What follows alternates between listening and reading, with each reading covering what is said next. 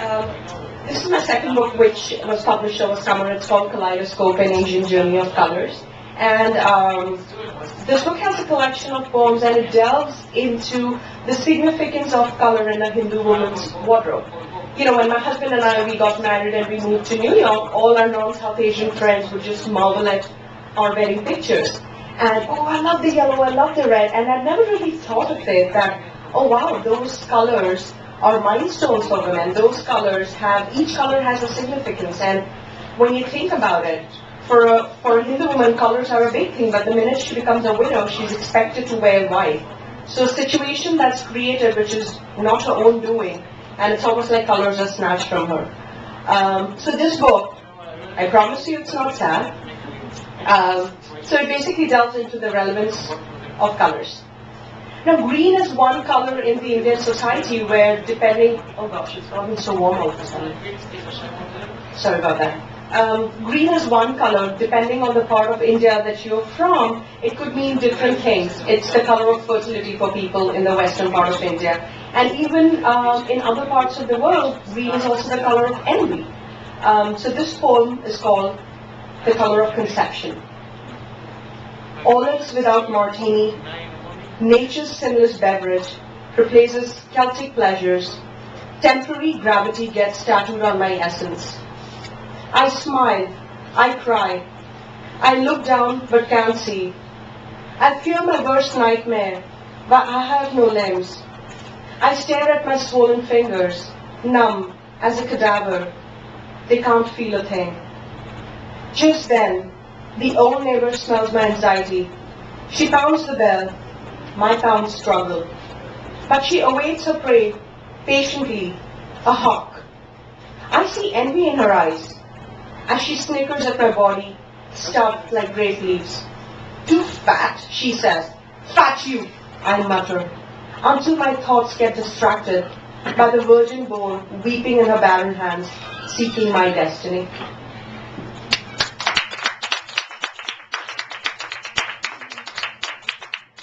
As my husband and I were getting onto the subway, I promised I wouldn't read this next poem that I'm going to read, but sorry. He's like, can you read something new? I was like, well, I like it. And I tried really hard not to, but I think I have to. It's called The Talisman, and the reason I like it's one of my own personal favorites. You know, I think artists, we're very critical of our own work. But for me, I think more than the words in this poem, from the time I started writing it and conceptualized it, and I saw the finished product, I almost felt like I underwent a journey. I went from being a girl to a woman who all of a sudden understood her legacy. And let me give you a little background. So in Indian weddings, and I'm not referring to dowry, but excuse me, the girl's side likes to buy a lot of, it's called the wedding trousseau, a lot of gifts for the girl. So it could be saris and jewelry, and if you're going to live in India, you know, maybe stuff for the kitchen, so that the bride and the groom don't really have to focus or redirect the finances to these things. And you know, of course, my husband and I were moving here, and my mom and I had this debate going on back and forth about, like, you know, my parents lived abroad, so she'd gotten like these Pyrex thingies from the 80s, which now weighs like 1,000,000 tons, and she wanted me to carry that. I was like, Mom, just that one dish, and my entire suitcase is down. Like, I have to pay excess baggage. So we went through this debate back and forth, and I got some of the stuff, and some of the stuff I just left it behind. But I did get this one piece, and this one piece is what symbolically, you know, ensured I underwent that journey. The Talisman. Through countless arguments, 3 generations, 65 years of marriage, and travel across 4 continents, the eternal silver tea set stood in my face. In an apartment with just enough room for my thoughts to breathe, it covered its own space. I not admired, but envied its confident, elegant body, and the love handles that had aged with perfection, despite my neglect. At times, I dreamt of tossing it into the horizon, so the unison of the blues would engulf it. But my hands felt culpable. I thought, maybe it would sense my abhorrence for it, and disappear. Or maybe not.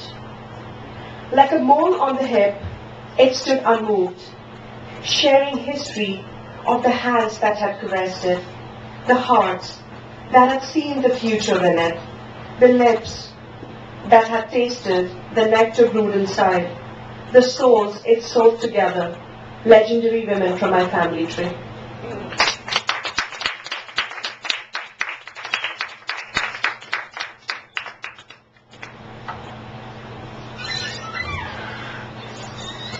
Since we are talking about mothers, I don't think I need to. Sorry? Oh, okay. I was like, what? Am I hearing sounds now? Like, what's happening to me? So the title of this poem, I guess, explains it all. It's called We All Become Our Mothers. Perhaps I would do it differently. I always thought, when I heard the tide of my mother's displeasure pour into pores of my teenage rebellion, the rolling of the eyes, left to right, at dirty dishes, strewn like dead squirrels outside notorious high schools, the finger test for sprinkles of dust, as if they were ashes of dead crustaceans spilling through hell. Traditions mummified in every breath, a beetle chasing perfection, defoliating stems of time, until her health was reduced to bare bones.